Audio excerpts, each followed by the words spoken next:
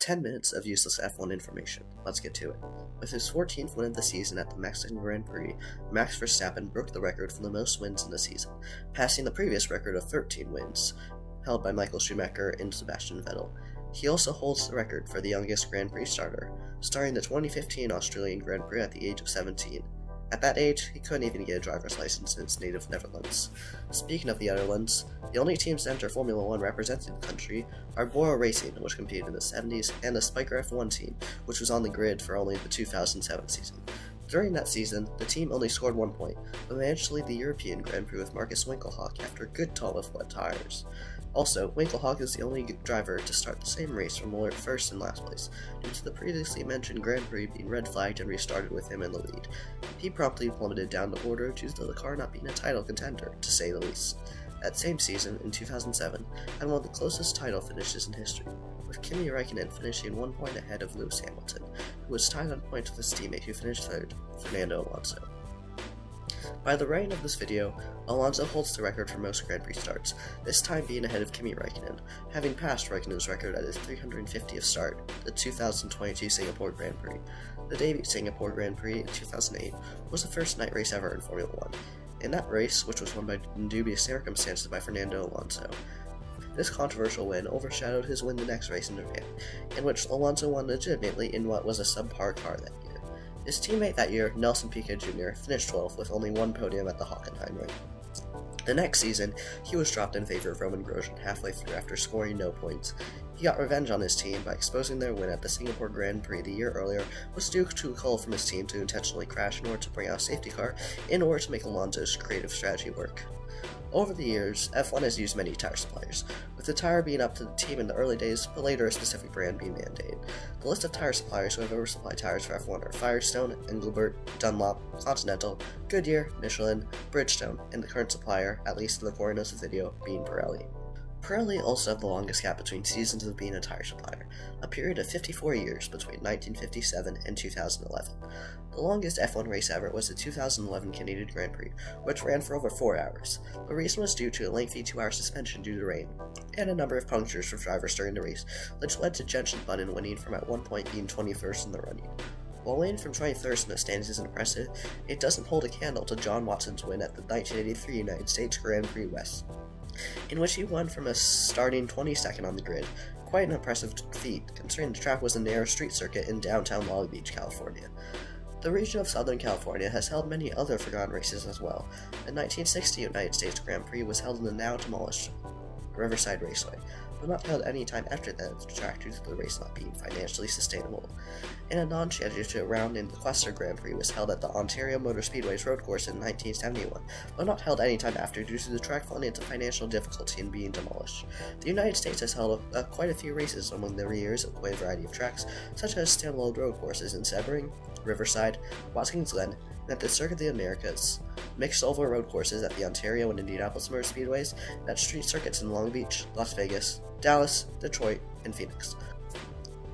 Speaking of tracks, some unusual locations that they've been located are a parking lot behind a casino in the case of the Las Vegas Grand Prix of the early 80s, a now abandoned track around an industrial port in Valencia, a circuit around the Olympic Park of the 2014 Russian Winter Olympics in the Sochi Autodrome, a road course around an extinct volcano in the Serrate Circuit, a track which was simply two parallel highway streets connected by hairpin turns with 50-degree bacon on one turn in the office, and a street circuit in a country of perimeter smaller than tracks that F1 has raced out on the past in Monaco. The Monaco Street Circuit is also the shortest track on the F1 calendar, and is also one of the few F1 tracks from the opening season in 1950 to still be on the calendar today. The other tracks from F1's debut season hold a place on the calendar today are the aforementioned Monaco, Silverstone, Spa-Francorchamps Circuit, and Le Mans Circuit. These tracks are not going to alter forever, as they have been altered many times to fit the modernization and increased speed of F1 cars over the years. The most dramatic changes to the Spa-Francorchamps Circuit, which was soaring from an 8.5-mile track on public roads to a dedicated 4-mile road course in the late 70s. The Spa-Francorchamps circuit has changed a lot over the years, with the first layout being made in 1920 and looking like this. Changes slowly came over the years as in 1939. The tight right-hander at Eau Rouge was bypassed by a sweeping fast right-hand corner now known as Radeon, and other tight corners around the track were smoothed out. As the track was on public roads, you could drive on it on non-race weeks, and the roads even had some houses on them. While cars got faster, crashes became more common and deadly. The track remained unchanged until a driver boycott in 1969, and the withdrawal of F1 from the track in subsequent years led the track owners to eventually revamp the circuit in the early 80s, which led to the return of F1 in the Belgian Grand Prix to the circuit. While Spa-Francorchamps circuit was off the calendar in the 70s and early 80s, this older circuit took its place as the home of F1 in Belgium, in which John Watson, the same guy who won at Long Beach from 22nd, won the race. The second place finisher, and the eventual world champion of the season, Keke Rosberg, only won one race that season, the Swiss Grand Prix, which was held in France, because that makes sense. His rivals for the championship, Didier Pironi, the aforementioned John Watson, Alain Prost, René Arnoux, and Niki Lauda won 2 races each, but failed to get the season end W due to varying reasons. Didier Pironi lost the championship due to injury sidelining him from the last 4 races.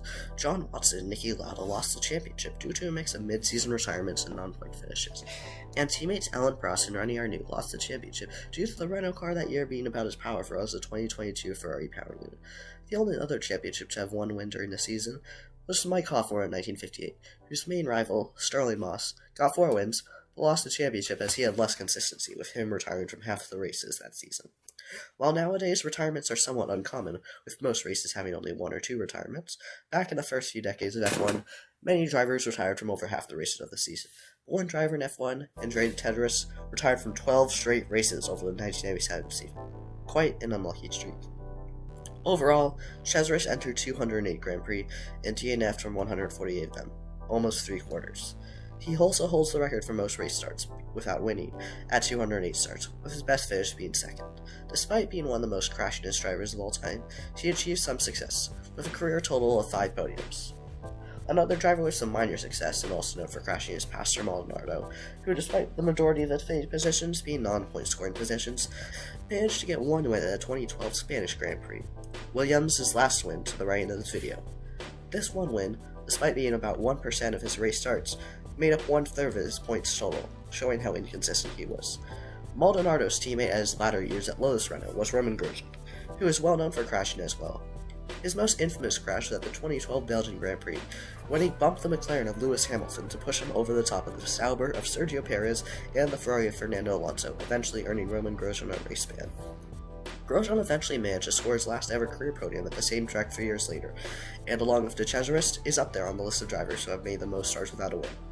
Another driver with a large quantity of starts without a win is Nico Hülkenberg, who, while having 181 starts, hasn't scored a single podium. That record isn't sealed yet, as it is rumored that he will be driving for Haas in 2023. The driver he is replacing, Mick Schumacher, previously was high up on the list of drivers who ran the most races without scoring points, having as of the 2022 Canadian Grand Prix 31 starts without scoring any points. He managed to get out of the list in the next race with bagging an 8th place finish at the 2022 British Grand Prix. The man who tops the list, Luca Badoer, had 50 race starts without scoring points. Had the record as a result of spells in the 90s with backmarker teams, and an ill-fated substitute drive with Ferrari in 2009. His best ever result was 7th, not scoring any points, as back then you needed to be 6th to score any. Badoer was once at the verge of scoring points, running in 5th place in the closing laps of the 1999 Australian Grand Prix, but retired with gearbox issues. The team Badoer was driving at for the time, Minardi, was a stereotypical backmarker, where points were few and far between. In their 21 years of competition, they never scored a single win, or even podium, and only scored 38 points. The end of the team came at the end of the 2005 season, with it being bought up by Red Bull and turned into Toro Rosso, and later AlphaTauri, where it has scored numerous podiums and even 2 wins. The first of the 2 wins came for Sebastian Vettel, who took the team's and his first win at the reigning 2008 Italian Grand Prix. He took the record for the youngest Grand Prix winner, with him being 21 years old at the time. Vettel holds a few other records for youth in F1, with his first championship being taken at 23 years old, a record, and his second being taken at 24, another record. And now, for probably the most useful fact of this whole list, Esteban Ocon is the best driver in F1, and if you disagree, you're simply wrong, and I don't even know what to say to you. Anyways, thanks for watching. A lot of work into this, and if you liked it, consider giving this video a like. If you like my channel, consider subscribing. I have a few projects coming up that I think you'll like. Also, join my Discord. We have lots of tomfoolery happening. That's it. Thanks for watching, and I'll see you next time.